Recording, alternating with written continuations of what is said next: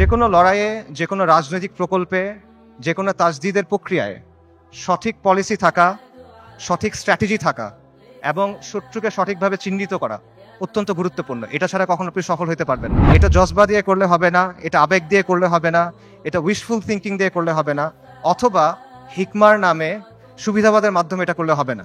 কালকে যদি বনি ইসরায়েল মসজিদ আল আকসা ধ্বংস করে দেয়, কালকে যদি তারা ওখানে থার্ড টেম্পল বানানো শুরু করে, তাদের তৃতীয় মন্দির বানানো শুরু করে, কে কি করবে বলেন? গাজায় একটা হসপিটাল আছে খান ইউনুসে একটা অ্যাম্বুলেন্স আসছে, অ্যাম্বুলেন্স থেকে একটা বাচ্চা নামছে, 10-11 বছর বয়স, ওর কাছে একটা ব্যাকপ্যাক, ওখান থেকে রক্ত পড়তেছে।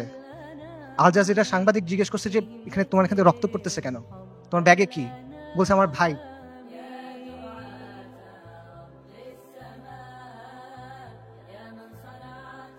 বাচ্চারা, ডাক্তাররা ব্যাগ খুলে দেখছে যে একটা 5 বছর বয়সী বাচ্চার ডেড বডি, পুরা বডি নাই, ছিন্ন বিচ্ছিন্ন বডি। যারা আমাদেরকে হত্যা করতেছে, যারা আমাদের উপর আগ্রাসন চালাচ্ছে, তাদের নিয়ে আমাদের মধ্যে মুগ্ধতা কাজ করে। যারা পরাজিত জাতি, তারা সবসময় বিজয়ী জাতির অনুকরণ করে। ওয়ামা লাকুম লা তুকাতিলুনা ফি সাবিলিল্লাহ, তোমার কি হয়েছে, তোমাদের কি হলো, তোমরা কেন আল্লাহর রাস্তায় কিতাল করতেছো না? আল্লাহ সুবহানাহু ওয়া তাআলা বলেন ওয়াকাতিলুহুম হাত্তা লা তাকুনা ফিতনা, ওর সাথে কিতাল করো যতক্ষণ পর্যন্ত ফিতনা দূরীভূত না হয়। এটা স্পষ্ট। আল-কুদস উমর রাদিয়াল্লাহু আনহুর সময় কিভাবে ফাতা হয়েছে, আল-কুদস সালাহউদ্দিন আইয়ুবীর সময় কিভাবে ফাতা হয়েছে, এগুলো মানে জটিলতার কিছু নাই, এটা স্পষ্ট উত্তর। কিন্তু এই উত্তরটা আমরা নিতে পারতেছি না। ইসরায়েলকে সবচেয়ে বেশি সামরিক সমর্থন কে দেয়? আমেরিকা। আসমান থেকে ফেরেশতা নেমে এসে আপনার জন্য জিহাদের দরজা খুলে দিবে না? আল্লাহ, আপনি আমাদের কাছ থেকে নেন, যতক্ষণ পর্যন্ত আপনি খুশি না হন আপনি আমাদের কাছ থেকে নেন, আমরা প্রস্তুত আছি। এই কথাটা যখন আমরা বলতে পারবো এবং এই কথার উপর যখন আমরা আমল করতে পারবো, যখন আমরা বলবো ইয়া আল্লাহ আপনি নেন, ততক্ষণ পর্যন্ত নেন যতক্ষণ আপনি সন্তুষ্ট না হন, তারপর আপনি আমাদেরকে আল আকসা দেন, তখন আল-কুদস আপনি মুক্ত করতে পারবেন, আগ পর্যন্ত পাবেন না। বিসমিল্লাহির রহমানির রহিম। ইন্নাল হামদুলিল্লাহ ওয়াসসালাতু ওয়াসসালামু আলা রাসূলিল্লাহ ওয়া আলা আলিহি ওয়া সাহবিহি ওয়া সাল্লামা তাসলিমান কাসীরা। আম্মা বাদ। রাব্বি ইশরাহ লি সাদরি ওয়া ইয়াসসির লি আমরি ওয়াহলুল উকদাতাম মিন লিসানি ইয়াফকাহু কওলি। ওয়া ক্বালা সুবহানাহু ওয়া তাআলা আউযু বিল্লাহি মিনাশ শাইতানির রাজীম। وما لكم لا تقاتلون في سبيل الله والمستضعفين من الرجال والنساء والبلدان الذين يقولون ربنا أخرجنا من هذه القرية الظالم أهلها واجعل لنا من لدنك وليا واجعل لنا من لدنك نصيرا الذين آمنوا يقاتلون في سبيل الله والذين كفروا يقاتلون في سبيل الطاغوت فقاتلوا أولياء الشيطان إن كيد الشيطان كان ضعيفا صدق الله العظيم. আমরুল মুমিনিন সাইয়েদনা উমর ইবনুল খাত্তাব রাদিয়াল্লাহু আনহুম আজমাইনের খিলাফতের সময়কার কথা। পারস্যের বিখ্যাত সেনাপতি গভর্নর হুরমুজান মুসলিমদের হাতে বন্দী। তাকে উমর ইবনুল খাত্তাবের সামনে আনা হইল। ওমর রাদিয়াল্লাহু তখন ব্যস্ত, বিভিন্ন জায়গায় তিনি মুসলিম সেনাবাহিনীকে পাঠাচ্ছেন। তিনি হুরমুজানকে প্রশ্ন করলেন যে আমরা মুশরিকদের ভূমিতে অভিযান পাঠাচ্ছি, এই ব্যাপারে তোমার কি মতামত?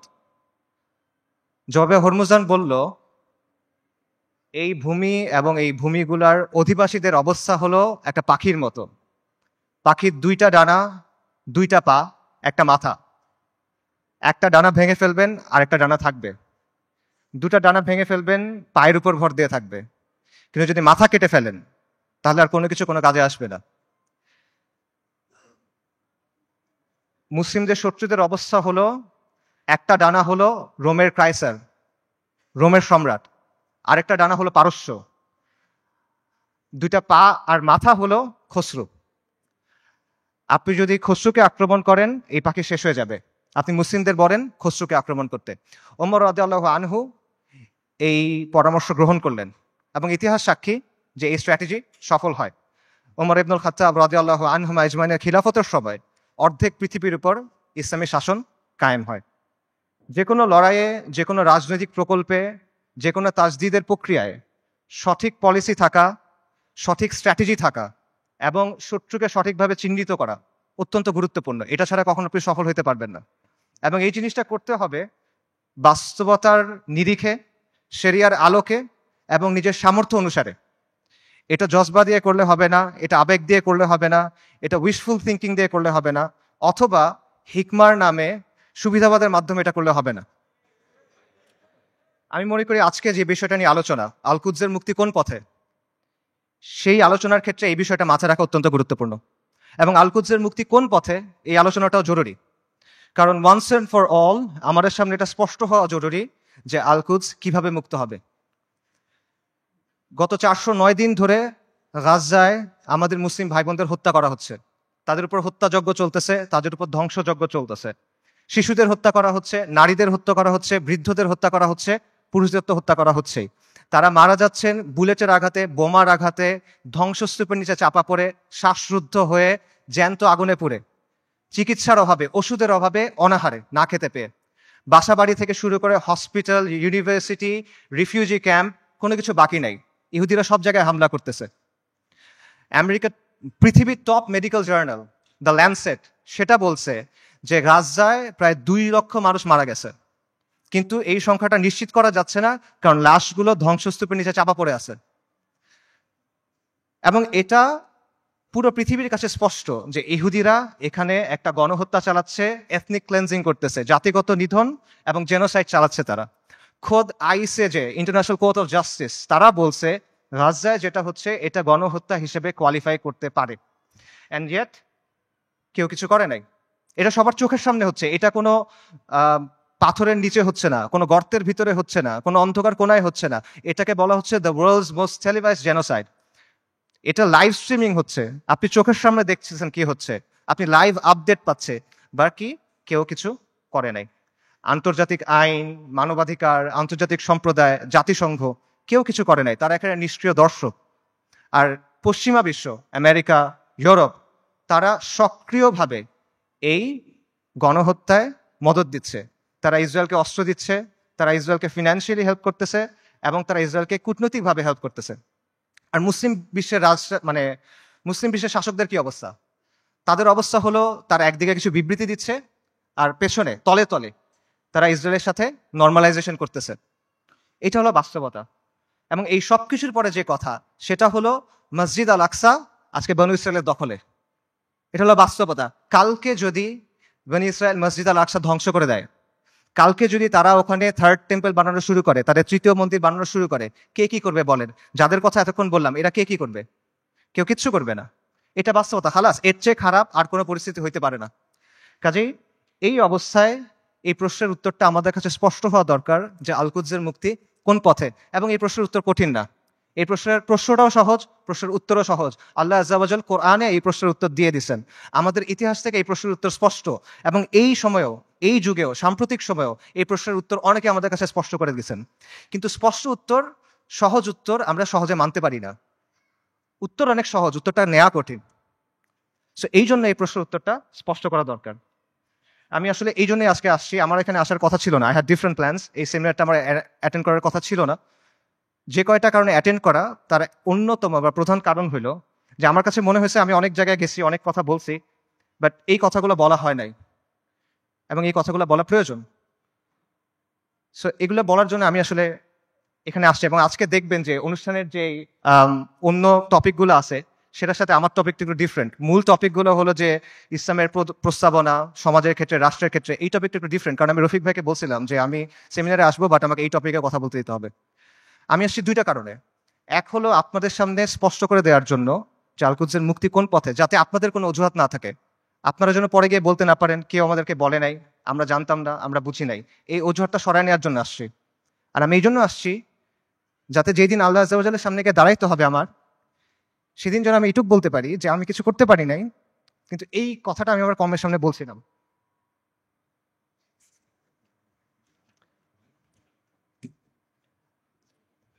আল কুদসের মুক্তি কোন পথে, এই আলোচনাটা ঢুকার আগে কয়েকটা বিষয় একটু ক্লিয়ার করা দরকার। একটা বিষয় হলো যে শত্রুর নির্মমতা বা শত্রুর নিষ্ঠুরতা, এটা আসলে এখানে মূল সমস্যা না।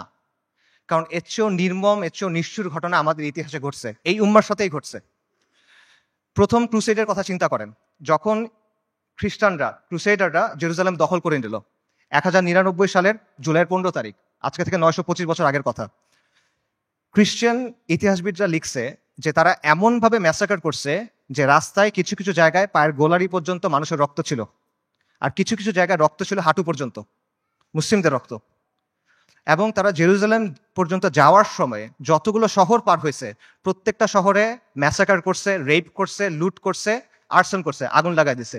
এবং এখানেই শেষ না, তারা ক্যানিবালিজম করছে। ক্যানিবালিজম বুঝেন? মানুষের মাংস খাওয়া।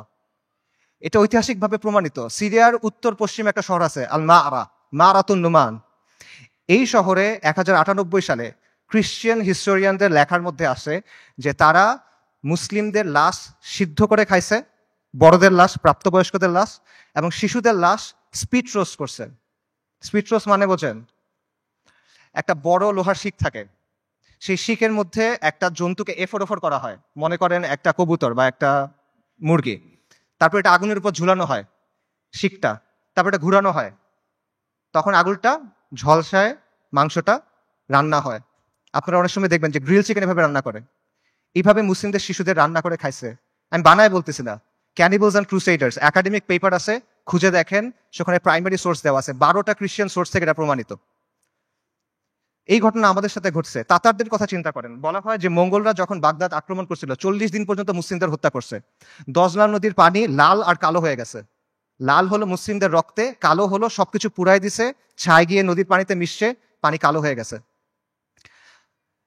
নবী সাল্লাল্লাহু আলাইহি ওয়াসাল্লামের সময়ের কথা চিন্তা করেন। খাব্বাব ইবনে আরাদ রাদিয়াল্লাহু তাআলা আনহু, তিনি রাসূলুল্লাহ সাল্লাল্লাহু আলাইহি ওয়াসাল্লামের সাথে এসে যখন কথা বলতেছেন, রাসূলুল্লাহ বলতেছেন যে তোমাদের আগে এমন উম্মাত ছিল যাদের হাড় থেকে মাংস লোহার চিরুনি দিয়ে আলাদা করা হয়েছে, তাদের মাথা থেকে দ্বিখণ্ডিত করা হয়েছে, এবং সাহাবীদের উপর তো অনেক অত্যাচার নির্যাতন হয়েছে, এটা আমরা জানি।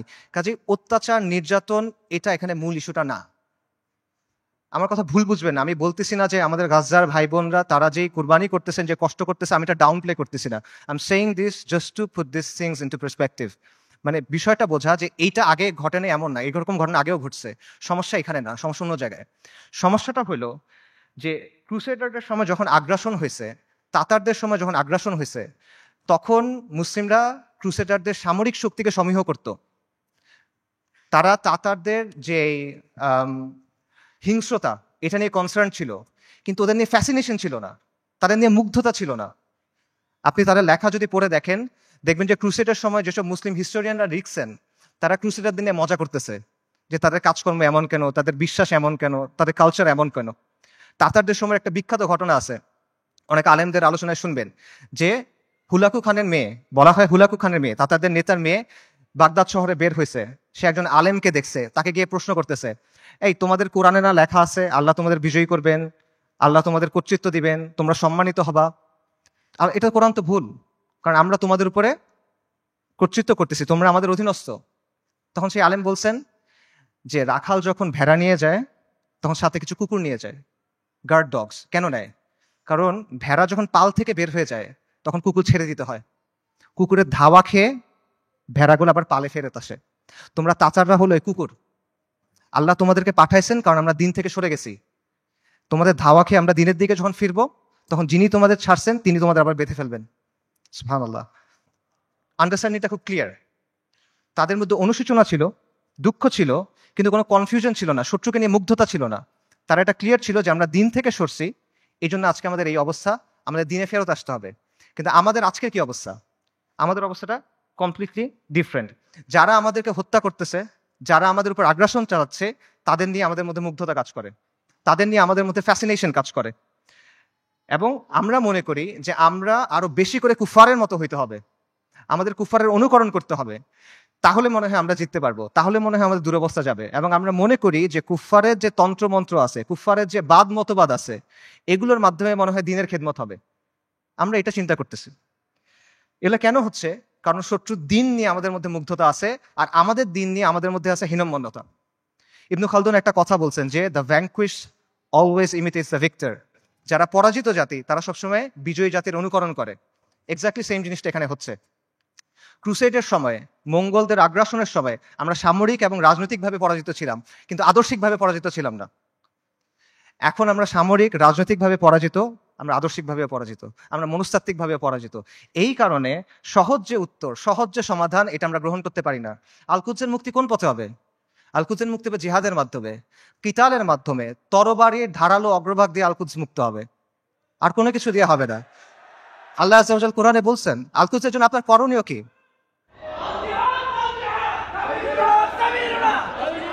আল্লাহ আযজা ওয়া জাল বলছেন কোরআনে, আল কুদসের জন্য আপনার কমপ্লেন কি? সূরা নিসার আয়াতটা আমি পড়ছি, ওয়া মা লাকুম লা তুকাতিলুনা ফি সাবিলিল্লাহ। তোমার কি হয়েছে, তোমাদের কি হলো, তোমরা কেন আল্লাহর রাস্তায় কিতাল করতেছো না? এই জিনিসটা স্পষ্ট। আল্লাহ সুবহানাহু ওয়া তাআলা বলছেন, ওয়া আইদ্দু লাহুম মাসতাতাতুম মিন কুওয়া, তোমরা প্রস্তুত করো তাদের সে জিহাদের জন্য। আল্লাহ সুবহানাহু ওয়া তাআলা বলছেন, ওয়া কাতিলুহুম হাত্তা লা তাকুনা ফিতনা, ওর সাথে কিতাল করো যতক্ষণ পর্যন্ত ফিতনা দূরীভূত না হয়। এটা স্পষ্ট। আল কুদস উমর রাদিয়াল্লাহু আনহুর সময় কিভাবে ফাতা হয়েছে, আল কুদস সালাহউদ্দিন আইয়ুবীর সময় কিভাবে ফাতা হয়েছে, এগুলো মানে জটিলতার কিছু নাই, এটা স্পষ্ট উত্তর। কিন্তু এই উত্তরটা আমরা নিতে পারতেছি না, এবং আমাদের মধ্যে কনফিউশন আছে। ঠিক আছে, জিহাদ হবে, জিহাদটা কিভাবে হবে? আপনি ফিলিস্তিনে গিয়ে জিহাদ শুরু করবেন নাকি? ওমর রাদিয়াল্লাহু আনহুর সময় কি ফিলিস্তিনে জিহাদ শুরু হয়েছিল, নাকি ফিলিস্তিনে গিয়ে জিহাদ শেষ হয়েছিল? সালাহউদ্দিন আল আইয়ুবীর সময় জিহাদ কি ফিলিস্তিনের দরজায় শুরু হয়েছিল, না জিহাদ ফিলিস্তিনের ভেতরে গিয়ে শেষ হয়েছিল? এই প্রশ্নগুলোর উত্তর সোজা। আপনি কি জিহাদ ফিলিস্তিনে গিয়ে শুরু করবেন, নাকি জিহাদ করতে করতে করতে গিয়ে আল্লাহ এক সময় আল আকসাকে আমাদের হাতে দিবেন ইনশাআল্লাহ? এই প্রশ্নগুলোর উত্তর সোজা, কিন্তু আবারও ওই সহজ উত্তরটা আমরা নিতে পারি না। কারণ এই যে আমাদের পরাজিত মানসিকতা, এটা আমাদের আচ্ছন্ন করে রাখছে। এটার বাইরে আমরা বের হইতে পারতেছি না। আমাদের চিন্তার মধ্যে কিছু জট লেগে আছে। যখনই আমরা ক্লিয়ারলি একটা জায়গায় যেতে চাচ্ছি, ওই জটগুলোর জন্য আমরা কনক্লুশনে পৌঁছাতে পারতেছি না। সুফিদের একটা কথা আছে যে আপনি যখন কোনো গ্লাসের বিশুদ্ধ পানি দিবেন, তার আগে ওই গ্লাস থেকে ময়লা ফেলে দিতে হবে। সো আপনি যদি ঠিক অ্যান্সারটা দিবেন, তার আগে ভুল অ্যান্সারটা সরাই নিতে হবে। এই জন্য আমি মূল অ্যান্সারে যাচ্ছি, তার আগে অল্প কিছু বিষয় কভার করি। আমাদের মাথায় কিছু জট লেগে আছে, সেই জটগুলো ক্লিয়ার করার চেষ্টা করি। প্রথম যে জটটা খুলতে হবে সেটা হলো, আল কুদসের ইস্যুর নিয়মতান্ত্রিক কোনো সমাধান নাই, এটার কোনো অনুমোদিত সমাধান নাই, এটার কোনো বৈধ সমাধান নাই। বর্তমান বিশ্ব ব্যবস্থার অধীনে যতগুলো নিয়মতান্ত্রিক পথ আছে, যতগুলো বৈধ পথ আছে, যতগুলো অনুমোদিত পথ আছে, এগুলোর কোনোটা দিয়ে ফিলিস্তিন মুক্ত হবে না। আর যেই পথে ফিলিস্তিন মুক্ত হবে, আল কুদস মুক্ত হবে, এটা কোনোদিনও এই বিশ্ব ব্যবস্থায় বৈধ পথ হবে না। এটা কখনো তারা মেনে নিবে না। এটা সবসময় তাদের চোখে অপরাধ থাকবে, এটা সবসময় তাদের চোখে অবৈধ থাকবে, এবং এটা সবসময় তাদের চোখে সন্ত্রাস হিসেবে গণ্য হবে। এটা হলো রিয়ালিটি। এটা চিন্তা করেন যে যে জাতিসংঘ আর যে আন্তর্জাতিক আইনের মাধ্যমে ইসরায়েলের প্রতিষ্ঠা হলো, সেই জাতিসংঘ আর সেই আন্তর্জাতিক আইন দিয়ে আপনি কিভাবে আল কুদস মুক্ত করবেন? ইসরায়েল রাষ্ট্র প্রতিষ্ঠিত হয়েছে কিভাবে? জায়নিস্ট আন্দোলনের মাধ্যমে, ব্রিটিশদের সাহায্যে, আমেরিকার সাহায্যে, আন্তর্জাতিক আইন আর জাতিসংঘের ফ্রেমওয়ার্কের মধ্যে।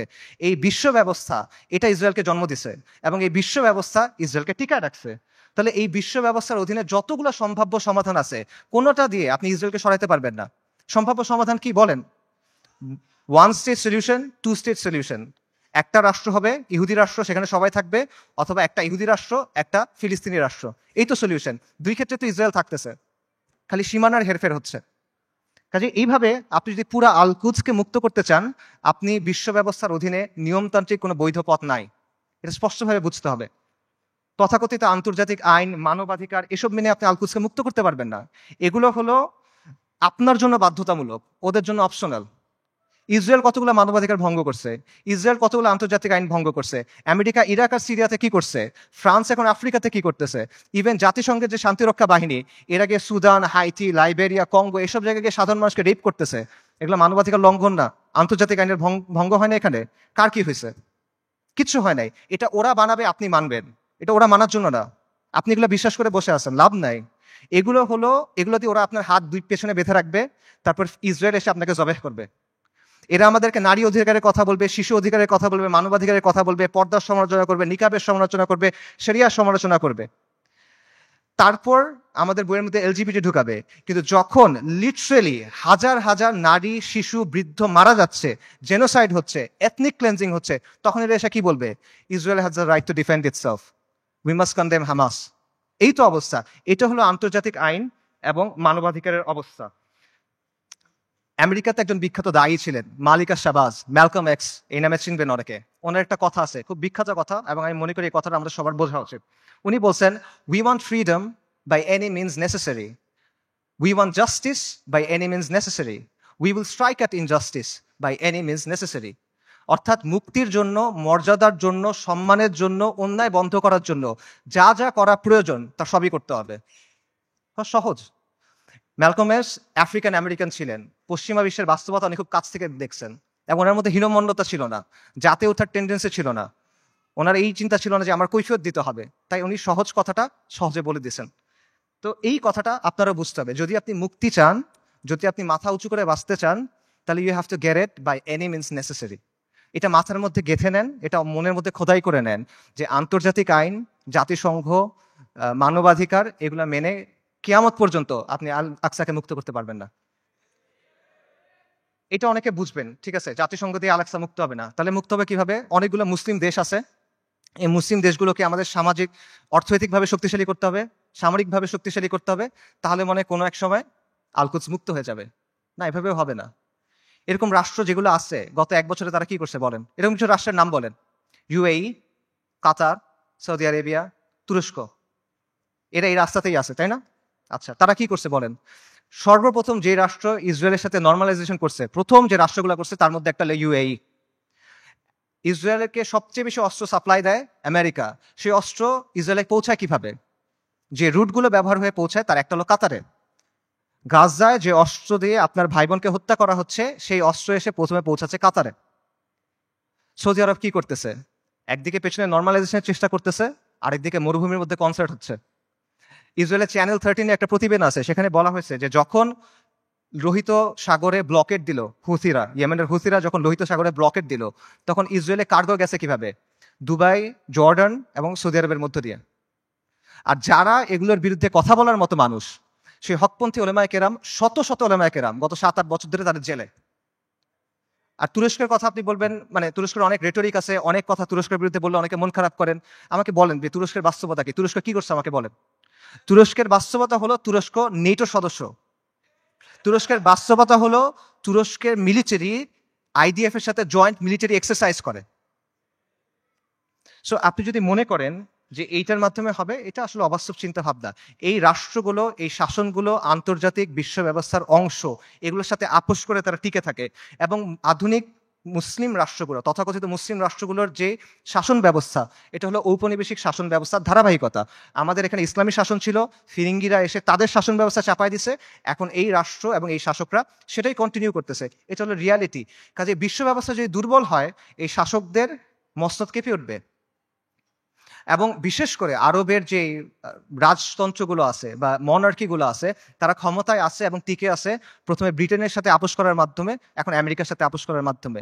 এগুলো বাস্তবতা, এই বাস্তবতা অস্বীকার কোনো সুযোগ নেই, এগুলো ঐতিহাসিকভাবে প্রমাণিত সত্য কথা।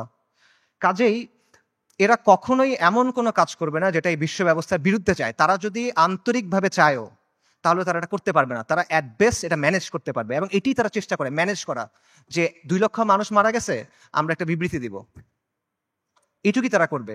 এইটাই ম্যানেজ করার চেষ্টা করবে তারা। কাজেই এটা সত্য, মুসলিমদেরকে অর্থনৈতিকভাবে শক্তিশালী হতে হবে, রাজনৈতিকভাবে শক্তিশালী হতে হবে, সামরিকভাবে শক্তিশালী হতে হবে, কোনো প্রশ্ন নাই, কিন্তু পরাধীন অবস্থায় না। আমরা মনে করি আমরা স্বাধীন হয়েছি, আমরা স্বাধীন হই নাই, আমরা এখনো পরাধীন অবস্থায় আছি। পরাধীন অবস্থায় আপনার জিডিপি যত হোক, আপনার রাস্তা যত সুন্দর হোক, আপনার দেশে যত স্কাইস্ক্রেপার থাকুক, ইট ডাজন্ট ম্যাটার। আপনি পরাধীন, ওই টাকা আপনার হাতে নাই, ওই অস্ত্র আপনার হাতে নাই, ওই শক্তি আপনার হাতে নাই। সো এই বিষয়টা বুঝতে হবে যে আপনি আগে মুক্ত হইতে হবে, তারপরে এই শক্তি। এবং এখানে আরেকটা পজিশন আছে, অনেকে যেটা মনে করেন যে ঠিক আছে, জাতিসংঘ দিয়ে হবে না, মুসলিম রাষ্ট্র দিয়ে হবে না, কিন্তু মুসলিম সেনাবাহিনীগুলো দিয়ে হবে। এই সেনাবাহিনীগুলা, বিশেষ করে আরবের যে সেনাবাহিনীগুলো আছে, ফিলিস্তিনের কাছাকাছি যে সেনাবাহিনীগুলো আছে, এরা হয়তোবা সাহায্য করবে। এবং আপনারা দেখবেন যে যখনই এই ম্যাসাকারগুলো হয়, ইসরায়েল তো পিরিয়ডিক্যালি এটা করে, কিছুদিন পরপরই এটা হয়, তখনই এরকম হ্যাশট্যাগ থাকে, যেমন আর্মিজ টু আল আকসা, যে আর্মিগুলাকে আল আকসাকে মুক্ত করবে। এটা অবাস্তব চিন্তা ভাই। আমি আপনাকে ইয়েমেনের তাগুত আলী আব্দুল্লাহ সালের একটা কথা বলি। আলী আব্দুল্লাহ সালে একবার বলছে একটা সাক্ষাৎকারে যে এইসব আর্মির কাজ হলো মানুষকে দমন করা। যদি জনগণ আমার বিরুদ্ধে বিদ্রোহ করে, আমি আর্মি দিয়ে জনগণকে দমন করব। এর বাইরে এদের আর কোনো কাজ নাই, এটা শোর জন্য। জনগণকে রক্ষা করা এই সেনাবাহিনীর কাজ না। এটা হলো আলী আব্দুল্লাহ সালের কথা। সে একটা মিথ্যাবাদী, কিন্তু সে এখানে সত্য বলছে। এটি হলো বাস্তবতা। আপনি দেখেন যে এই আর্মিগুলোকে প্রশিক্ষণ দেওয়া হয়েছে, অস্ত্র দেওয়া হয়েছে, অর্থায়ন করেছে কেন? এই আরব শাসকদের মসনদ টিকায় রাখার জন্য এবং মুসলিমদের পায়ের নিচে রাখার জন্য, ইসলামকে দমন করার জন্য। এটা হলো বাস্তবতা। এবং এই আর্মিগুলো আসলে যাবে কেমনে আল আকসা পর্যন্ত বলেন তো? ইসরায়েলের চারপাশে যে দেশগুলো আছে, এগুলো তো ইসরায়েলকে রক্ষা করতেছে। আপনি যাবেন কেমনে ওখানে? আপনি তো বাংলাদেশ থেকে যেতে পারবেন না ওখানে, তাই না? আপনার ওই জায়গার থেকেই ওখানে যেতে হবে। তো তারা যাবে এটা কেমনে? এবং যখন আপনি যে বলতেছেন এই আর্মিগুলো ক্ষমতা নিবে বা তারা কাজ করবে, এগুলো তো অলরেডি হয়েছে, এটার বাস্তবতা আমরা দেখছি। মিশরে কি হয়েছে জামাল আব্দুল নাসেরের সময়? জামাল আব্দুল নাসের ইখওয়ানুল মুসলিমিন বা মুসলিম ব্রাদারহুডের সাথে একটা ওয়াদা করছিল, কোরআনের উপর হাত রেখে সে ওয়াদা করছে যে মুসলিম ব্রাদারহুড রাস্তায় আন্দোলন করবে, রাজপথে আন্দোলন করবে, জনমত গঠন করবে। জামাল আব্দুল নাসের আর তার বন্ধুরা সেনাবাহিনীর মধ্যে কু করবে, সামরিক অভ্যুত্থান করবে। তারপর তারা ক্ষমতায় যাবে, ক্ষমতায় গিয়ে কোরআনের শাসন প্রতিষ্ঠা করবে। কোরআনের উপর হাত রেখে ওয়াদা করছে, কু হয়েছে, মুসলিম ব্রাদারহুড তার ওয়াদা পূর্ণ করছে, সে ক্ষমতায় গেছে, ক্ষমতায় গিয়ে কি করছে, গায়রুল্লাহর আইন দিয়ে শাসন করছে, মুসলিম ব্রাদারহুডকে জবে করছে। উস্তাদ সাইদ কুতুব রাহিমুল্লাহ সহ অনেক মানুষকে তারা শহীদ করে দিছে। এটা হলো বাস্তবতা। এরা যখন আসে তখন কি করে, এটা চোখের সামনে আসে। কাজেই আরব রাষ্ট্রগুলো বা এই রাষ্ট্রগুলোর যে শাসন ব্যবস্থা, যে শাসকরা আছে, এরা হলো ইসরায়েলের ঘনিষ্ঠতম মিত্র। আর এই বাহিনীগুলো হয় ইসরায়েলের বর্ডার গার্ড অথবা জাতিসংঘের ভাড়াটের সৈন্য। এটা হলো বাস্তবতা। সো এদেরকে দিয়ে আপনি ফিলিস্তিন মুক্ত করবেন, এটা ডিলিউশন ভাই। এবার আসেন ইরানের কথায়। আমরা অনেকে মনে করি যে ইরান ফিলিস্তিনকে মুক্ত করবে। আল-কুদসের মুক্তি ইরানের মূল উদ্দেশ্য না। ইরানের মূল উদ্দেশ্য হলো মধ্যপ্রাচ্যে শিয়াদের যে ক্ষমতা, এটা বৃদ্ধি করা, শিয়া অ্যাক্সিস বলে যেটাকে। এবং এটা সে করবে অ্যাট ইয়োর কস্ট। একটা কথা আছে গেম থিওরিতে, জিরো সাম গেম, যে তার শক্তি যত বাড়বে আপনার শক্তি তত কমবে। এটা বাস্তবতা। ইরানের সাথে ইসরায়েলের স্বার্থের দ্বন্দ্ব আছে, ইরানের সাথে আমেরিকার স্বার্থের দ্বন্দ্ব আছে, কিন্তু তার মানে কিন্তু ইরানের সাথে আপনারও দ্বন্দ্ব আছে। যে ইরান আজকে ফিলিস্তিনের মুক্তি করার জন্য বুলি আওড়াচ্ছে, তারাই আজকে সিরিয়াতে আহলুস সুন্নাহ ওয়াল জামাকে হত্যা করতেছে, তারাই আজকে আহওয়াজে আহলুস সুন্নাহ ওয়াল জামাকে হত্যা করতেছে, তারা ইরাকে আহলুস সুন্নাহ ওয়াল জামাকে হত্যা করছে, এখন নির্যাতন করতেছে। এটা হলো বাস্তবতা। ইরানের স্বার্থ আর আহলুস সুন্নাহ ওয়াল জামার স্বার্থ কখনোই এক না। ইরান সক্রিয়ভাবে এই মুহূর্তে আহলুস সুন্নাহ ওয়াল জামার সাথে যুদ্ধে লিপ্ত। এই মুহূর্তে, আগে কখনো ছিল, পরে কখনো এগুলো বলছে না, অ্যাট দিস মোমেন্ট তারা আমাদের সাথে যুদ্ধে লিপ্ত, অ্যাট দিস মোমেন্ট তারা আমাদের হত্যা করতেছে। আমেরিকা যখন আফগানিস্তানে আক্রমণ করছে, আমেরিকা যখন ইরাকে আক্রমণ করছে, ইরান তাদেরকে সহায়তা করছে। এটা তাদের মুখের কথা, এটা আমি বানায় বলতেছি না, আপনারা গিয়ে চেক করেন। মোহাম্মদ খাতামি ইরানের প্রেসিডেন্ট ছিল 97 থেকে 2005 পর্যন্ত সম্ভবত। তার একটা বক্তব্য আছে যে তালিবানের বিরুদ্ধে আমরা আমেরিকাকে সাহায্য করছি, স্পষ্ট বক্তব্য আছে তাদের, এগুলো লুকোছাপার কিছু না। এবং সবচেয়ে বড় যে বিষয়টা, ইরানের ব্যাপারে সতর্ক হওয়ার সবচেয়ে বড় কারণ হলো যে তাদের সাথে আমাদের আকীদার দ্বন্দ্ব আছে, তাওহীদের ব্যাপারে দ্বন্দ্ব আছে। তারা আল্লাহর উলুহিয়াত, আল্লাহর রুবুবিয়াত, আল্লাহর সিফাতের ব্যাপারে শিরক করে। তারা আমাদের মা আয়েশা রাদিয়াল্লাহু তাআলা আনহার ব্যাপারে জঘন্য কথা বলে, যেটা কোনোদিন কিয়ামত পর্যন্ত মানা সম্ভব না আমাদের পক্ষে। তারা সাহাবায়ে কেরাম রাদিয়াল্লাহু তাআলা আনহুম আজমাইনকে তাকফির করে, এটা কোনোদিন পর্যন্ত মানা সম্ভব না। এগুলো কোনো ফুরুই বিষয় না ভাই। এই জিনিস মেনে আপনি কোনো কিছু করতে পারবেন না। আল্লাহ আল কুদসকে এই শিরকের সাথে এই করে আপনি মুক্ত করতে পারবেন না। ইরানকে আপনার দেখতে হবে ক্রুসেডের সময়ে উবাইদি সাম্রাজ্যের মতো করে। ক্রুসেডের সময়ে একটা সাম্রাজ্য ছিল, উবাইদি সাম্রাজ্য। এটাকে আপনারা অনেকে ফাতেমি খিলাফত নামে চিনেন। এরা আকীদাতে ছিল ইসমাইলি শিয়া, মানে ইমামি শিয়াদের চেয়েও খারাপ, বাতেনি এরা, ইসমাইলি শিয়া। তারাও জেরুজালেমকে মুক্ত করার কথা বলতো, তারাও ঐক্যের কথা বলতো, কিন্তু ইতিহাস খুলে দেখেন তাদের ভূমিকা কি ছিল, আহলুস সুন্নাহর সাথে তাদের ভূমিকাটা কি ছিল, এটা ইতিহাস খুলে দেখেন। এবং এটা শুধু তখন না, এখনো এবং এর আগেও ছিল এরকমই। কাজেই ইরানকে আপনার উবাইদিদের একটা আধুনিক সংস্করণ হিসেবে দেখতে হবে। তবে credit where credit is due, ইরানের কিছু অর্জন আছে যেটা আমাদের নাই, এটা আপনার স্বীকার করতে হবে। শিয়া স্বার্থের জন্য গত 4 দশকে ইরান যেটা করতে পারছে, কোনো সুন্নি শক্তি সেটা এখনো করতে পারে নাই, এটা বাস্তবতা। শিয়াদের আছে একটা রাষ্ট্র আছে, তাদের একটা জিওপলিটিক্যাল প্রজেক্ট আছে।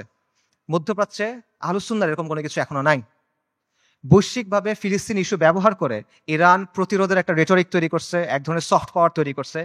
এটা আমরা তৈরি করতে পারি নাই, এগুলো বাস্তবতা। এই ক্রেডিট তাকে আপনি দেন, এই অর্জন স্বীকার করেন, কোনো সমস্যা নাই। কিন্তু এই রেটরিকে মজে গিয়ে আপনি মনে করেন না যে তারা হলো উম্মার অগ্রসেনারী, আপনি মনে করেন না যে সে এসে আপনার সহযোগী হবে। এটা যদি আমরা মনে করি তাহলে এটা ভুল হবে, এবং এই ভুলের মাসুল আমাদের দিতে হবে। আরেকটা বিষয় মাথায় রাখেন, সেটা হলো আল কুদস পবিত্র, এটা ইসলাম ছাড়া আর কোনো কিছু দিয়ে মুক্ত হবে না। বাংলাদেশে একটা দল আছে জাসদ, জাতীয় সমাজতান্ত্রিক দল। 80-র দশকে এই দলের অনেক মানুষ ফিলিস্তিনে গেছিল লড়াই করতে, আপনারা জানেন কিনা আমি জানি না। মেজর জলিলের নাম শুনছেন, উনি জাসদের সাথে ছিল, ওনার মাধ্যমে অনেকে তখন সেখানে গিয়ে লড়াই করছিল।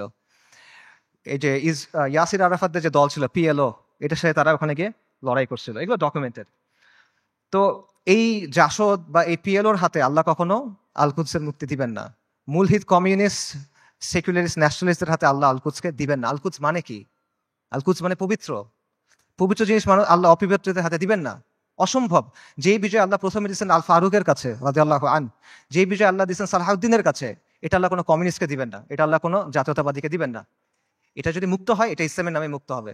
যতদিন পর্যন্ত ইসলামের নাম না আসবে, এটা যদি আপনি বাহ্যিকভাবে মনে হয় মুক্ত হয়েছে, তাও এটা আসলে মুক্ত হবে না।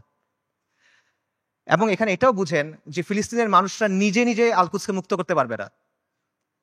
ঠিক আছে, আমরা সবাই ফিলিস্তিনের জিহাদ সমর্থন করি, সবাই সমর্থন করে, এটা কমিউনিস্টরাও সমর্থন করে, কিন্তু ফিলিস্তিনের মানুষ নিজেরা, গাজার মানুষ খালি গাজাতে লড়াই করতেছে, আল-কুদস মুক্ত হবে না। পশ্চিম তীরের মানুষ শুধু পশ্চিম তীরে লড়াই করতেছে, ফিলিস্তিন মুক্ত হবে না, এটা সম্ভব না। উমর রাদিয়াল্লাহু আনহুর সময় আবারও চিন্তা করেন, ইতিহাসের কথা চিন্তা করেন, ফিলিস্তিন কি ভেতর থেকে মুক্ত হয়েছিল না বাইরে থেকে গিয়ে মুক্ত করা হয়েছিল? সালাহউদ্দিন আর আইয়ুবের সময় চিন্তা করেন, ফিলিস্তিন ভেতর থেকে মুক্ত হয়েছিল না বাইরে থেকে গিয়ে মুক্ত করা হয়েছিল? বাইরে থেকে মুক্ত করতে হবে। এক্স্যাক্টলি এখন আপনার তাই করতে হবে, বাইরে থেকে যোদ্ধা বাহিনী গিয়ে ফিলিস্তিনকে মুক্ত করে আনতে হবে।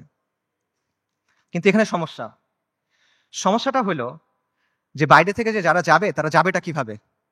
ইসরায়েল একটা 4-5 লেয়ারের সিকিউরিটি কমপ্লেক্সের ভেতরে বসে আছে।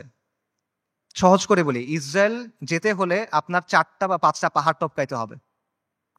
এভাবে চিন্তা করেন, মনে করেন আফ্রিকার কোনো অঞ্চলে আপনি টাইম মেশিনে করে সালাউদ্দিন আল আইয়ুবী এবং নুরুদ্দিন জিঙ্গি রাহিমাহুমুল্লাহ তাদেরকে নিয়ে আসলেন, তাদের বাহিনীকে নিয়ে আসলেন, তাদেরকে অত্যাধুনিক অস্ত্র দিলেন এবং তাদের একটা মিশন দিলেন, তোমাদের কাজ হলো আবার জেরুজালেম মুক্ত করো, আগে একবার করছিলে আবার করো। তারা যদি এই কাজটা করতে চায়, তাদেরকে কে বাধা দিবে চিন্তা করেন। প্রথমে ওইখানকার তথাকথিত মুসলিম শাসক বাধা দিবে, তাদের বাহিনী বাধা দিবে, সেই শাসকদের কিছু অনুগত নামধারী আলেম থাকবে, তারা বাধা দিবে, তারা বলবে এরা খারিজি, তারা বলবে এরা তাকফিরি, তারা বলবে এরা উগ্র, তারা বলবে এরা বাঘি। এগুলো বলে অনেকে মাইন্ড করেন, এগুলো বাস্তবতা। আপনারা ভিডিও দেখেন, মিশরের এক বিখ্যাত মুফতি, নাম বললে সবাই চিনবেন, এই বিখ্যাত মুফতি বলছে যে অক্টোবর 7 তারিখ যে আক্রমণ করা হয়েছে, এটা খারিজিদের মতো আক্রমণ হয়েছে, এবং এটা যাদের সামনে বলছে সেই তরুণরা তাকে ভয়ঙ্কর অ্যাগ্রেসিভ একটা স্লোগান দিছে, তখন গালি দিছে বেসিক্যালি, আমি বলতে চাচ্ছি না, আপনাকে ইউটিউবে খুঁজে দেখেন, এগুলো বাস্তবতা। প্রথমে ওই শাসকরা এবং তার বাহিনীরা তাদেরকে বাধা দিবে, তারপর তাদের অনুগত নামধারী আলেমরা, হকপন্থী আলেম অবশ্যই না, নামধারী আলেমরা বাধা দিবে। তারপর কি হবে? তারপর আন্তর্জাতিক বিশ্ব আসবে, এসে স্যাংশন দেওয়ার চেষ্টা করবে, নিন্দা প্রস্তাব জানাবে। তারপর যদি কোনোভাবে তারা আগাইতে পারে, তাদের গিয়ে মোকাবেলা করতে হবে কাদের সাথে? ইসরায়েলকে ঘিরে রাখা আরব দেশগুলা এবং সেগুলোর শাসক এবং সেগুলোর সেনাবাহিনীর সাথে। এগুলো যদি আপনি ক্রস করেন, তখন আপনার লড়াই করতে হবে আমেরিকার সাথে, তারপর আপনি ইসরায়েলের সাথে ফাইট করতে পারবেন, তার আগে না। এটা হলো বাস্তবতা। আজকে যদি কোনো সুন্নি রাজনৈতিক শক্তি তৈরি হয়, মনে করেন উত্তর পূর্ব আফ্রিকাতে কোনো সুন্নি দল ইসলামী ইমারত কায়েম করলো, তারা এখন আল-কুদস পর্যন্ত যাইতে চায়, তাদেরকে এই 4-5টা পাহাড় টপকায় ওখানে যেতে হবে। কাজেই আল-কুদসের মুক্তির যে ইস্যু, এটা কোনো নির্দিষ্ট অঞ্চলের ইস্যু না, এটা কোনো লোকাল ইস্যু না, এটা একটা গ্লোবাল ইস্যু। এটার সম্পর্ক পুরো বিশ্ব ব্যবস্থার সাথে। এবং আপনি চিন্তা করে দেখেন যে ইসরায়েল রাষ্ট্র অস্তিত্ব আসলো কিভাবে। 1947 সালে যখন দ্বিতীয় বিশ্বযুদ্ধ শেষ হইল, যখন মিত্রবাহিনী যুদ্ধে জিতলো, যখন আমেরিকার নেতৃত্বে নতুন বিশ্ব ব্যবস্থা তৈরি হইল, তখন ইসরায়েল রাষ্ট্রের জন্ম হয়েছে। কাজেই যেই আল-কুদস দখল হওয়ার সাথে ইসরায়েল রাষ্ট্র প্রতিষ্ঠিত হওয়ার সাথে সম্পর্ক এই বিশ্ব ব্যবস্থার। কাজে আপনি যদি আল-কুদসকে মুক্ত করতে চান, আপনি যদি ইসরায়েলের মোকাবেলা করতে চান, এই বিশ্ব ব্যবস্থাকে আপনার পরাজিত করতে হবে। এর সহজ কোনো উপায় নেই আসলে। আর যখন আপনি বিশ্ব ব্যবস্থাকে চেঞ্জ করতে যাবেন, ওটা কিরকম হবে? এটাকে একটা নিট অ্যান্ড ক্লিন প্রক্রিয়া হবে? সহজ প্রক্রিয়া হবে না, একটা রক্তাক্ত প্রক্রিয়া হবে, ব্রুটাল প্রক্রিয়া হবে। পরিবর্তন যত বেশি হয়, সেটা তত বেশি প্রক্রিয়াটা, পদ্ধতিটা তত বেশি রুক্ষ হয়, তত বেশি কঠিন হয়। এটা হলো বাস্তবতা। পৃথিবীর ইতিহাসে কোনো পলিটিক্যাল সিস্টেমের পরিবর্তন শান্তিপূর্ণভাবে হয় নাই। পলিটিক্যাল সিস্টেম, আপনি একটা ওয়ার্ল্ড সিস্টেমের কথা বলতেছেন, ওয়ার্ল্ড অর্ডারের কথা বলতেছেন, এটা শান্তিপূর্ণভাবে হবে না। কিন্তু আমরা এভাবেই চিন্তা করি। আমি চিন্তা করি আমার চাকরি ঠিক থাকবে, আমার ক্যারিয়ার ঠিক থাকবে, আমার স্ট্যান্ডার্ড অফ লিভিং ঠিক থাকবে, সব কিছু ঠিক থাকবে, জিডিপি ঠিক থাকবে, আমার দেশের ইনকাম পার ক্যাপিটা ঠিক থাকবে, মাঝখান দিয়ে আল-কুদস মুক্ত হয়ে যাবে। এভাবে হবে না। আমাদের সবাইকে কুরবানি করতে হবে। এটা সস্তা কিছু না ভাই। এটা আপনি সেকুলার ইতিহাস দেখেন, ওয়াহির আলোকে দেখেন, আকলের দিক দিয়ে দেখেন, বাস্তবতার আলোকে দেখেন, আপনি এভাবে মুক্ত করতে পারবেন না। এই পুরো বিশ্ব ব্যবস্থার পরিবর্তনের সাথে এটা জড়িত। আমি সামারি করি, আমি অনেকগুলো না না না না বললাম, সেই নাগুলো সামারি করি। বর্তমান বিশ্ব ব্যবস্থার অনুমোদিত কোনো পথে আল-কুদস মুক্ত হবে না। জাতিসংঘ, আন্তর্জাতিক আইন, মানবাধিকার, এগুলো দিয়ে আল-কুদস মুক্ত হবে না। মুসলিম বিশ্বের শাসক এবং তাদের অধীনস্থ যে সেনাবাহিনী, এদেরকে দিয়ে আল-কুদস মুক্ত হবে না। ইরানের যে অক্ষ, এটার মাধ্যমে আল-কুদস মুক্ত হবে না। আল-কুদসের অধিবাসীরা একা একা নিজেরা চেষ্টা করে ভেতর থেকে আল-কুদসকে মুক্ত করতে পারবে না, তাকে অবশ্যই বাইরে থেকে হেল্প করতে হবে।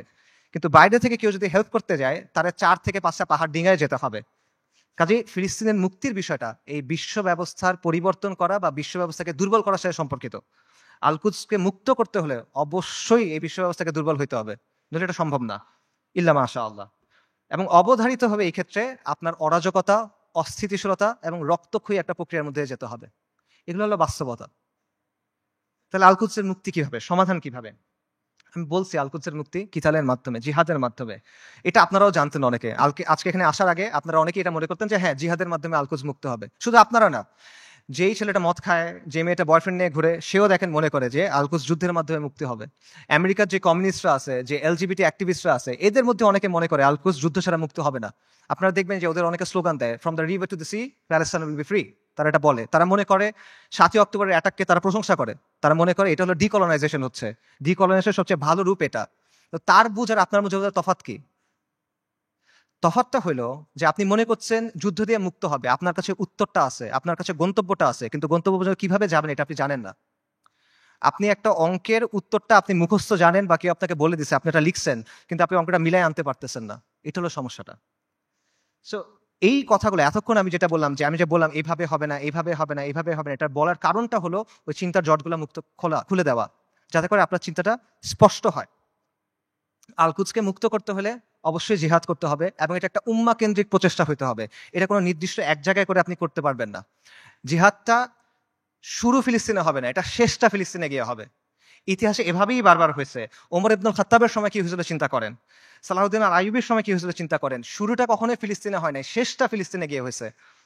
এবং এই জন্য প্রথমে মুসলিম মেজরিটি দেশগুলো আছে, সেগুলোকে আপনার স্বাধীন করতে হবে। সেকুলার সিস্টেম থেকে বের হয়ে সেখানে ইসলামী শরিয়া আনতে হবে। We must replace this tyrannical puppets with men of God. মুত্তাকিদের দিয়ে ওই জায়গায় ইসলামী শরিয়া আনতে হবে, তা না হলে আপনি মুক্ত করতে পারবেন না। এটা হলো বাস্তবতা। এবং এই পরিবর্তনটা, এটা একটা বৈপ্লবিক পরিবর্তন। এটা ব্যালট বক্স দিয়ে আসবে না, এটা কোনোদিনও ব্যালট বক্সে দিয়ে আসবে না। অনেক চেষ্টা করা হয়েছে, আসবে না। সেটা আফগানিস্তানে যেভাবে আসবে, সব জায়গায় এভাবে আসবে, এটা জরুরি না। স্থান, কাল, পাত্র, প্রেক্ষাপট ভেদে পরিবর্তন আসতে পারে, কিন্তু পরিবর্তনটা বৈপ্লবিক হইতে হবে। এটা আপোষের কোনো পরিবর্তন হইলে হবে না। এবং মূল বিষয়টা সিম্পল, কিছু ভূখণ্ডের উপর আহলুস সুন্নাহ ওয়াল জামাত তামকিন লাগবে, শাসন কর্তৃত্ব লাগবে। তারপর সেই ভূখণ্ডগুলোকে ঘাঁটি হিসেবে ব্যবহার করে আপনাকে সামরিক শক্তি তৈরি করতে হবে। তারপর ধাপে ধাপে জিহাদের মাধ্যমে আল কুদসকে মুক্ত করতে পারবেন। এটা হলো অ্যান্সার।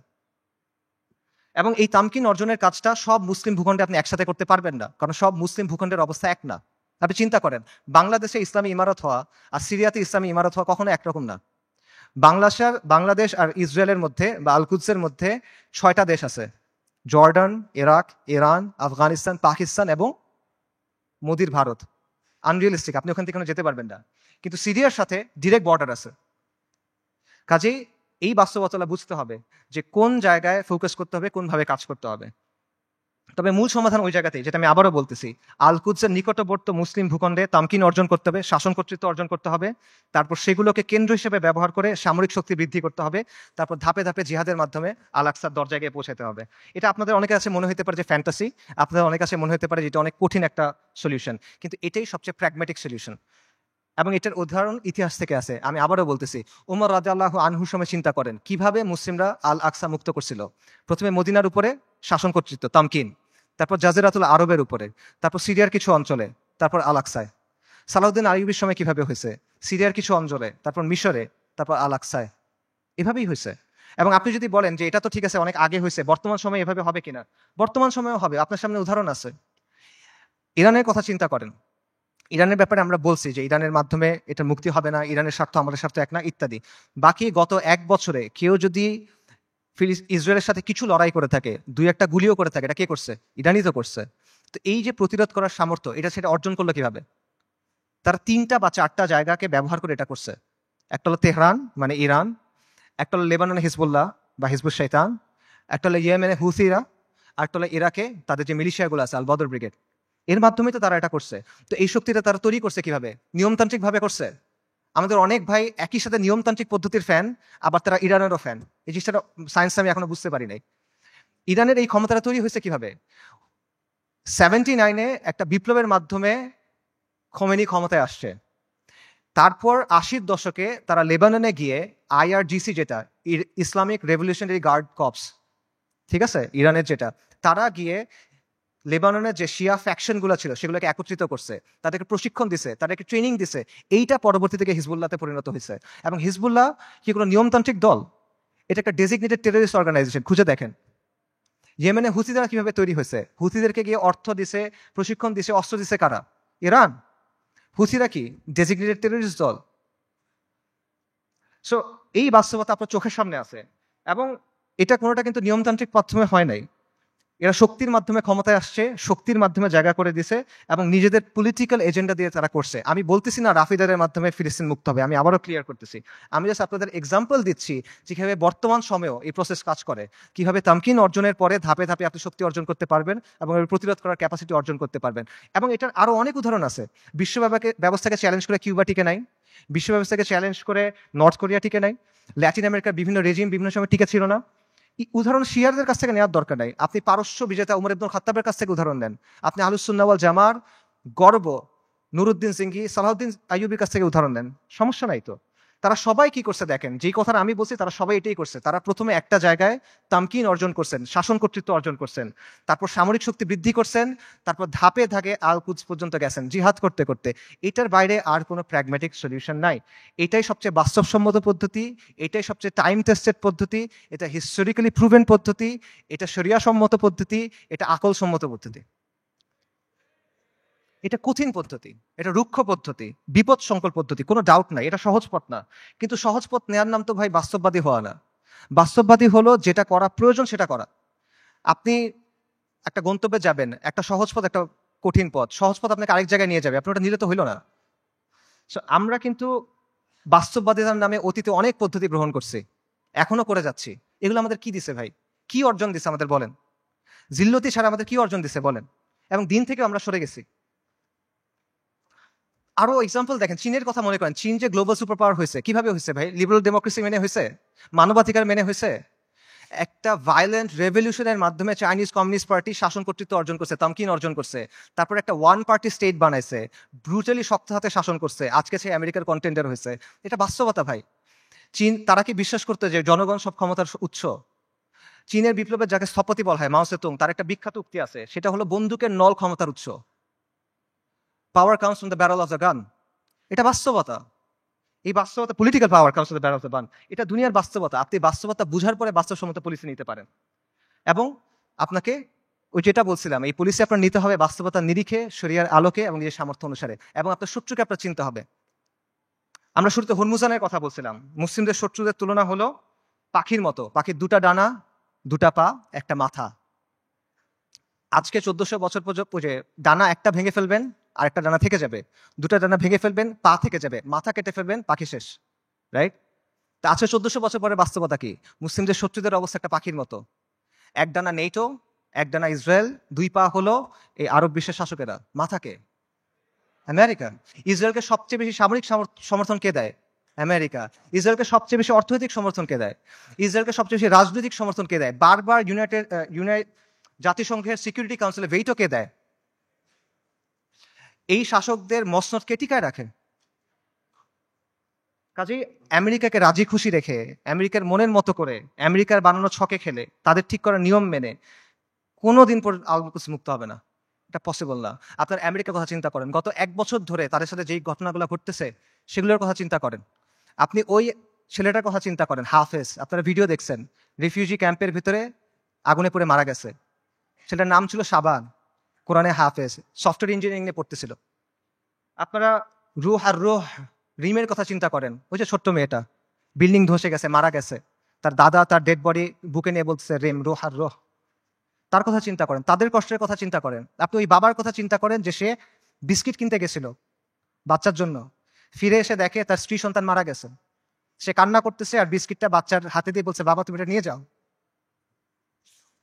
আপনি মার কথা চিন্তা করেন যে বাচ্চার জন্য আটা আনতে গেছে, কারণ বাচ্চা ক্ষুধায় কাঁদতেছে, বুঝে না তো, আটা আনতে গেছে, এসে দেখে সবাই মারা গেছে। আপনি হিন্দ রাজাবের কথা চিন্তা করেন, 6 বছর বয়সী মেয়ে, ওরা গাজা থেকে পালায় যাওয়ার চেষ্টা করতেছিল 7 জন পুরা ফ্যামিলিতে। ইসরায়েলি ট্যাঙ্ক ওদের ঘিরে ফেলছে, গুলি করছে, সবাই মারা গেছে, ও বেঁচে আছে। তখন রেড ক্রিসেন্টে ফোন করছে, অডিও কলটা ইউটিউবে আছে, আপনারা শুনতে পারবেন। ও বলছে যে আমাকে তোমরা বাঁচাও, আমার খুব ভয় লাগতেছে। ওর সব পাশে সবাই মারা গেছে, বাবা মা সবাই মারা গেছে, 6 বছর বয়সী একটা মেয়ে।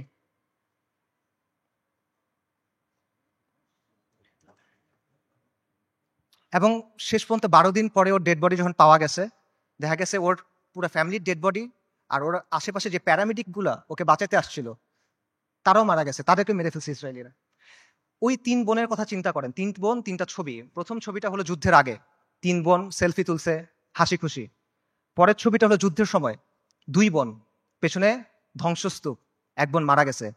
পরের ছবি 1 বোন, তার হাতে একটা বড় পলিথিন, গার্বেজ ডিসপোজাল ব্যাগ আছে না, কালো রঙের বড় পলিথিন, ওরকম বড় পলিথিন। পলিথিনে কি? তার বোনের ডেড বডি, পুরা বডি নাই, ছিন্ন বিচ্ছিন্ন হয়ে গেছে ওই ডেড বডি। গাজায় একটা হসপিটাল আছে খান ইউনুস, খান ইউনুসে একটা অ্যাম্বুলেন্স আসছে, অ্যাম্বুলেন্স থেকে একটা বাচ্চা নামছে, 10-11 বছর বয়স, ওর কাছে একটা ব্যাকপ্যাক, ওখান থেকে রক্ত পড়তেছে। আল জাজিরা সাংবাদিক জিজ্ঞেস করছে যে এখানে তোমার এখান থেকে রক্ত পড়তেছে কেন, তোমার ব্যাগে কি? বলছে আমার ভাই।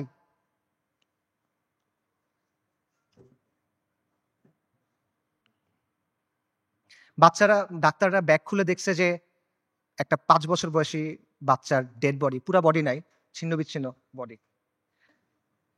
আপনারা ওই মার কথা চিন্তা করেন যে গেছে, যে তার পুরা ফ্যামিলি মারা গেছে, সে এসে জিজ্ঞেস করছে আমাকে লাশগুলা দাও, আমি দাফন কি করব। তাকে 3টা পলিথিন দিছে, কারণ ডেড বডি নাই, ছিন্ন বিচ্ছিন্ন হয়ে গেছে সব, 3টা পলিথিন দিছে। আপনারা ওই বাচ্চাটার কথা চিন্তা করেন,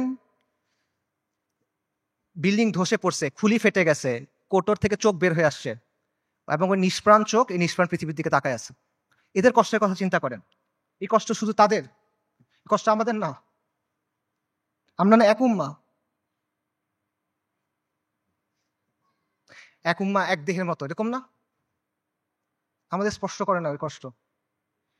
এই যে কষ্টটা কি আমাদের যে কষ্টটা হবে তার চেয়ে বেশি কষ্ট? আমাদের যে কষ্ট ওটা কি এর চেয়ে বেশি কষ্ট?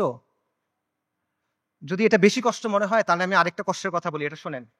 ওই দিনের কথা মনে করেন যেই দিন আল্লাহর সামনে আপনাকে দাঁড়াতে হবে।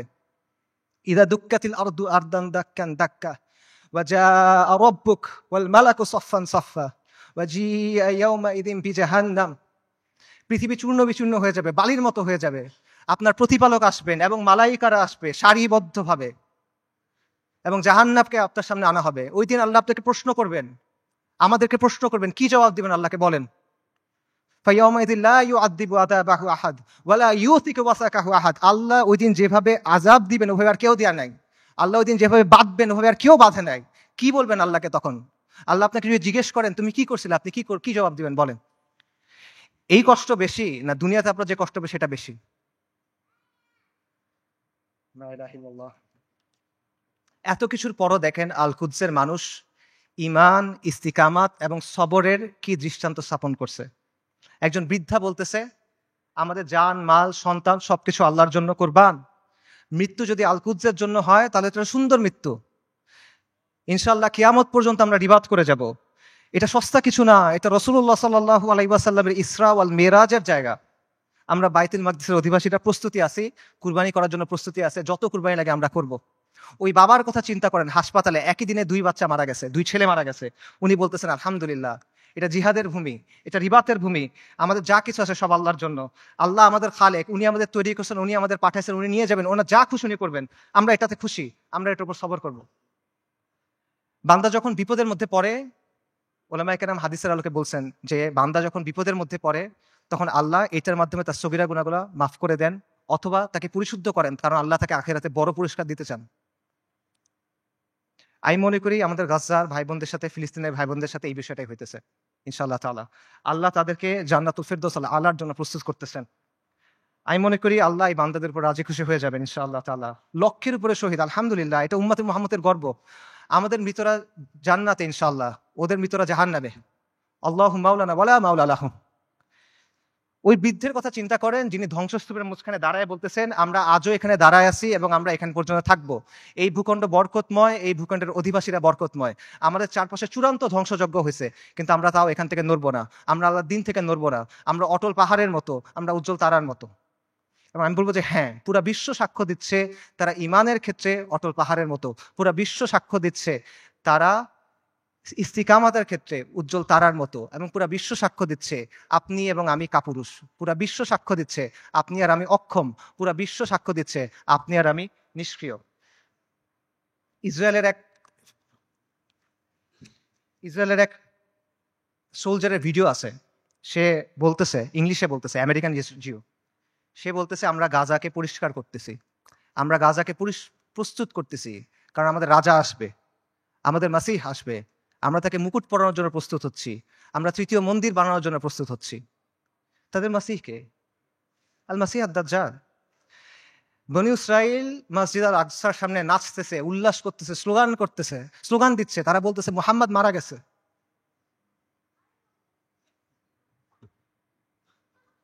আল্লাহুম্মা সাল্লি ওয়া সাল্লিম আলা নবিয়িনা মুহাম্মদ। এটা কি অবস্থা ভাই? এই জিনিসটা মানা সহজ নাকি আল-কুদসের জন্য ফাইট করা সহজ?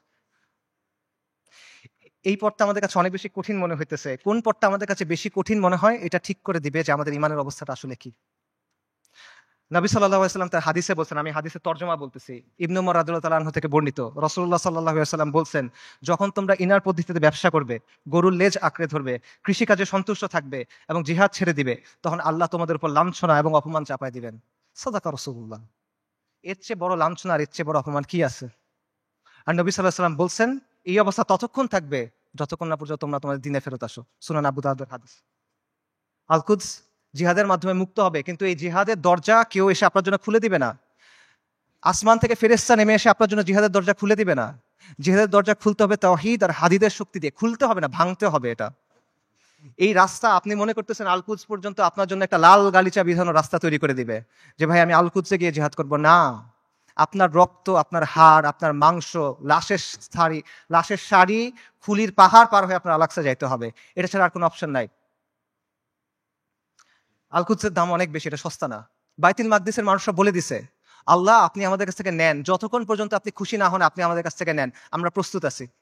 এই কথাটা যখন আমরা বলতে পারবো এবং এই কথার উপর যখন আমরা আমল করতে পারবো, যখন আমরা বলবো ইয়া আল্লাহ আপনি নেন, ততক্ষণ পর্যন্ত নেন যতক্ষণ আপনি সন্তুষ্ট না হন, তারপর আপনি আমাদেরকে আল-আকসা দেন, তখন আল-কুদস আপনি মুক্ত করতে পারবেন, আগ পর্যন্ত পাবেন না।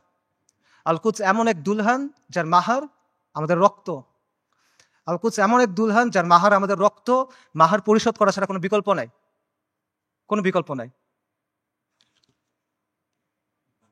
আল্লাহ আযজা ওয়া জাল্লা আল-কুদসকে মুক্ত করার প্রক্রিয়া শামিল হওয়ার তৌফিক দান করেন।